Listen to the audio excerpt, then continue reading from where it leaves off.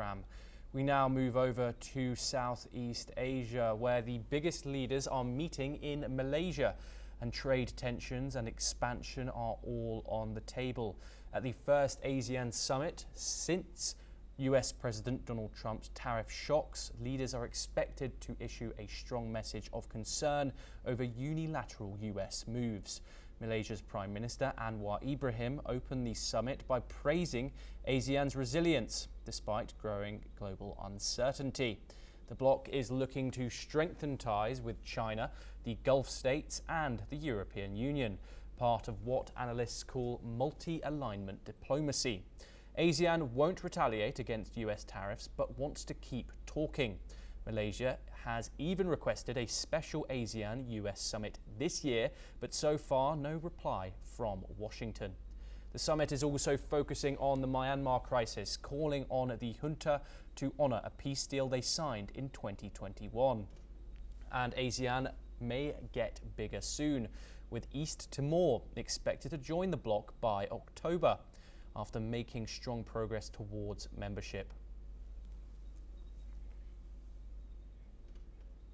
We stay in the diplomatic world. There may be a breakthrough ahead in the US-Iran talks, with President Trump saying this weekend negotiations with Iranian delegation were very good and showed serious progress. Trump spoke from New Jersey before flying back to Washington, hinting that he could have good news on the Iran front very soon.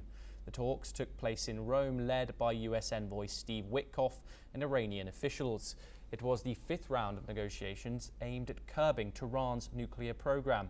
Despite public tough talk on both sides, Iran's Foreign Minister Abbas Araghchi said there's room for progress, especially after Oman presented new proposals during the meetings. No final deal yet. However, the door to further talks could be open very soon, according to Trump.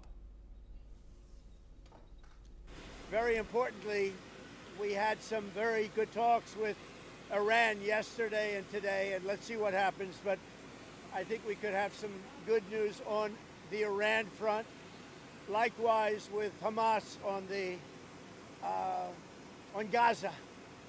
We want to see if we can stop that. And Israel, we've been talking to them, and we want to see if we can stop that whole situation as quickly as possible. But having to do with nuclear, we've had some very, very good talks with Iran, and I don't know if I'll be telling you anything good or bad over the next 2 days, but I have a feeling I might be telling you something good. We've had some real progress, serious progress.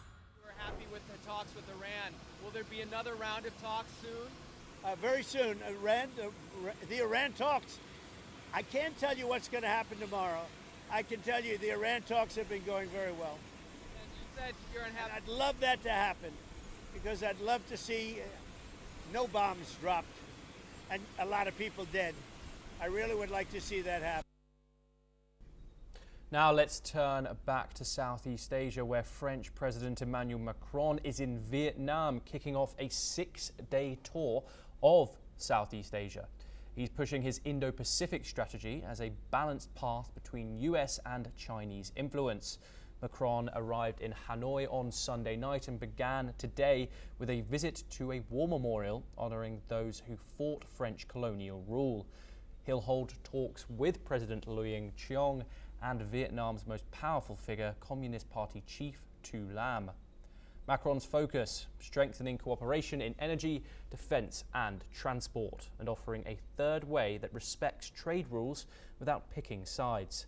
Human Rights Watch urged Macron to address Vietnam's growing rights abuses, but he's known for raising sensitive issues privately. Vietnam, meanwhile, is walking a diplomatic tightrope, caught between US security pressures and strong economic ties to China, all while facing tariff threats from Washington.